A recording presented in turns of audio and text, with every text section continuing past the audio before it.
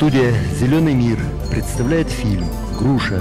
Лечебный десерт», созданный в рамках проекта «Инситу Фарм. Сохранение и использование агробиоразнообразия плодовых культур и их диких сородичей», реализуемый в Казахстане по гранту Международного центра биоразнообразия, программы ООН по окружающей среде, Глобального экологического фонда.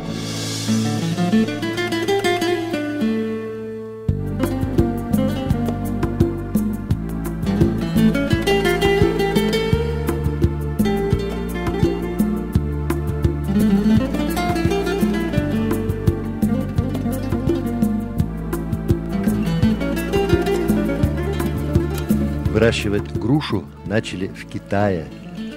Упоминание о культуре груши впервые встречается в древних китайских одах. Поэтому считается, что возраст этого плодового дерева не менее 3000 лет. Древние греки и римляне также умели выращивать этот фрукт. Полуостров Пелопоннес называли «страной груш», а в Индии грушевые деревья наделяли человеческими чувствами. В горных районах Алматинской, Джамбульской, Южно-Казахстанской областей груша – надежная, перспективная, высокодоходная и урожайная культура. Плоды ее высоко ценятся, особенно в зимнее время.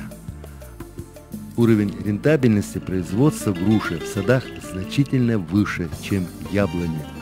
Она стабильно, ежегодно плодоносит и дает высокие урожаи – около 200 центнеров с гектара. Груша менее зимостойка, но более засухоустойчивая, чем яблоня. Благодаря стержневой корневой системе, уходящей глубоко в почву до 10 метров, что обеспечивает надземную часть влагой и питательными веществами, усвояемые из почвенных слоев. Выращивание груши в горах юго-востока Казахстана без дополнительного искусственного орошения вполне возможно и эффективно. Плоды ее отличаются высокими вкусовыми качествами и содержат сахара, кислоты, витамины, пектиновые и дубильные вещества, микроэлементы, а также вещества, обладающие лечебными свойствами, особенно при диабете, лихорадке, как мочегонная. Плоды пригодны для потребления как в свежем, так и в переработанном виде. Сухофрукты, варенье, цукаты, соки. Особенно ценятся плоды зимних сортов груш, за счет которых удлиняется период потребления свежих фруктов. Из семечковых пород груша занимает второе место после яблони. И хотя она по популярности уступает значительно яблоне, но имеет ряд преимуществ. Первое – это, значит, у нее нет периодичности плодоношения. Она более устойчива к вредителям, нет, даже к болезням. Это гнили и к парше. Груша является менее требовательной культурой почвенным условиям в сравнении с яблоней, так как корневая система мощная, глубоко уходит в почву, и от стержневых корней ответвления очень большие, и поэтому охватывает большой объем земли, снабжая питательными веществами и водой надземную часть растения. Произрастает на всех почвах, кроме близко залегания грунтовых вод, галечника, песчаных почв.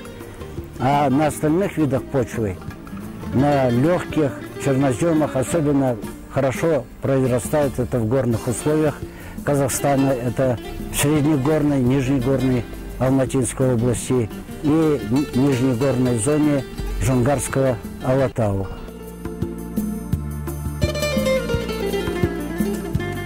Груша – культура умеренного и южного климата. Она теплолюбива, светолюбива, относительно засухоустойчива, но плохо переносит жару и сухость воздуха. На орошаемых участках дает плоды высокого качества. Растет деревом высотой 4-6 метров. Она отличается долговечностью. Средняя продолжительность жизни культурного дерева на семенном подвое составляет 70 лет, а на вегетативном, на айве, 30 лет. В южных областях встречаются деревья местных сортов в возрасте 200 лет и более. А если о сроках жизни груши, то она тоже вот по сравнению с другими плодовыми породами долгожительница. И вот со временем груша имеет такое свойство наращивания урожая. Вот с возрастом у нее урожаи увеличиваются. В этом саду у нас мы изучаем генофонд, который насчитывает 617 сортобразцов груши. И хотя, знаете, селекция по сравнению с яблоней, конечно, немножко во времени и в масштабах отстает, но нами в последнее время выведены очень много замечательных сортов наших казахстанской селекции. Это Жаздык, Нагима, Бастандык, которые тоже имеют ряд преимуществ. Они более зимостойкость. Вот мы привыкли, у нас ассоциация такая, что груши это такие большие деревья, что долго плодоношение. А вот на самом деле сейчас ряд сортов выведены, которые очень ранние сроки плодоношения вступают. Они зимостойкие. Высокие вкусовые качества почти к западноевропейским стандартам приравниваются. Вступает в плодоношение груша на 6-8 год. Урожай плодоносящих деревьев груши сорта «Лесная красавица» достигает в горах Алматинской области до 450 центнеров с гектара. В центральной части Заилийского Латау груша может выращиваться до высоты 1500 метров над уровнем моря на склонах северной экспозиции различных ориентаций. По сравнению с яблоней, крона более сформирована, она не требует такой детальной и обрезки, как яблоня. И она вот на обрезку хуже, более реагирует болезненно, чем яблоня. Чем интересна обрезка, это своим творчеством, потому что двух похожих, абсолютно похожих деревьев в саду не бывает. Поэтому всегда что-то интересное находишь. Вот, допустим, возьмем эту грушу. Ну, здесь очень загущена, видите, внутренняя часть кроны очень загущена. Поэтому первым делом давайте переведем лидер. Вот он, лидер. Это продолжение штамба, самая высокая часть дерева. Переведем ее на боковую ветвь. Далее мы делаем то же самое, вазообразную форму. Вазообразная форма – это самая лучшая форма для плодового дерева. Она, как чаша, собирает солнечные лучи. Поэтому, естественно, убираем все, что нам мешает, все, что загущает крону. Вот. Таким образом. И вот уже у нас как бы осветлилась крона. Здесь что получается, в принципе? Здесь получается у нас, если считать по ярусам, вот это первый ярус ветвей сформировался. Здесь уже второй ярус ветвей. А вот это будет уже последний, третий ярус. Уже все, что выше, уже нужно будет обрезать. Это все уже не нужно.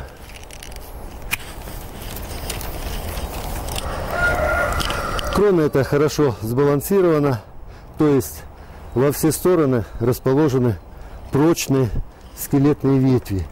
И угол отхождения у них тоже просто великолепный. Просто великолепный. Где-то 60 градусов.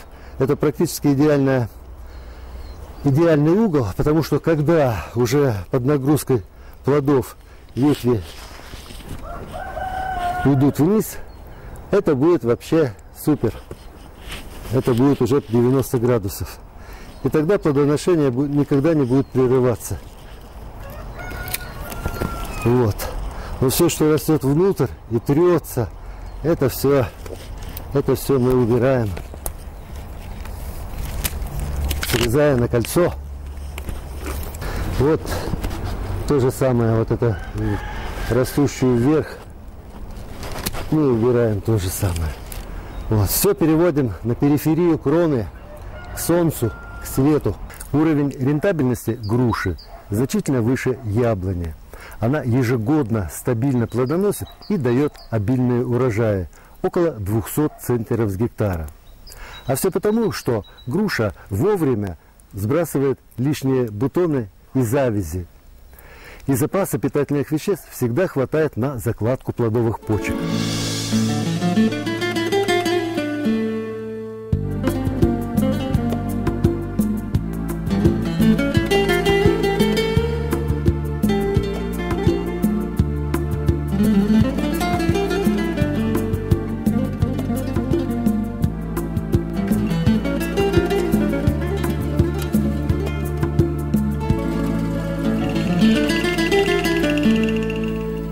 Обычно грушу относят к пищевым продуктам, но, учитывая, что она содержит разнообразные биологически активные вещества, витамины группы В, укрепляющие стенки сосудов, дигидрохолиевую кислоту, оказывающую желчегонное действие, вяжущие вещества, а также витамины А, С, глюкозу, фруктозу, сахарозу, органические кислоты, красящие, ароматические и пектиновые вещества, ферменты.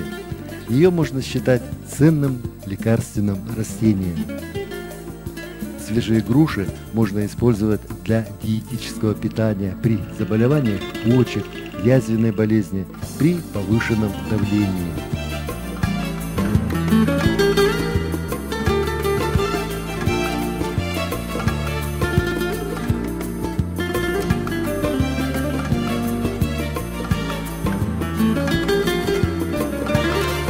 Постоянно в питомнике выделяем из всего этого генофонда, из всех интродуцированных сортов, их изучаем, как они реагируют на зимостойкость, на устойчивость к болезням.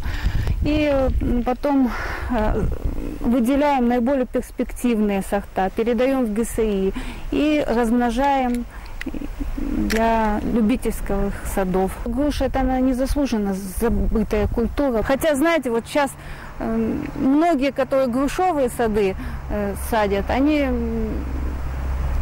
по сравнению с яблоней, конечно, они меньше обрабатываются и более урожайны. И арендаторы фермы очень довольны, кто вот посадил, закладка была грушевых садов. И по вкусовым достоинствам. Она, если уж пошло на то, она и дороже. Ну, просто как-то уже у нас привыкла. Королева наших садов яблоня. И как-то уже очень трудно поместить. Хотя преимущество налицо всем. У нас много западноевропейских сортов, которые очень вкусовыми достоинствами отличаются. Высокие и маслянистость, и сочные, и товарный вид. Но зимостойкость низкая. Хорошей зимостойкостью и высоким урожаем отличается Талгарская красавица, выведенная нашим селекционером Кацейко Аркадием Николаевичем. Это настоящая королева наших грушевых садов. По урожайности ее еще никто не превзошел. Ну, единственное, конечно, вкусовые достоинства хотелось бы чуть-чуть повысить, но мы ее используем в качестве донора, в селекции, в качестве зимостойкости, высокого качества плодов, урожайности. И сейчас уже на основе Талгарской красавицы получены нами вот новые сорта. Жаздык, Нагима, которые тоже передали, от Талгарской взяли зимостойкость, а вкусовые качества западноевропейские.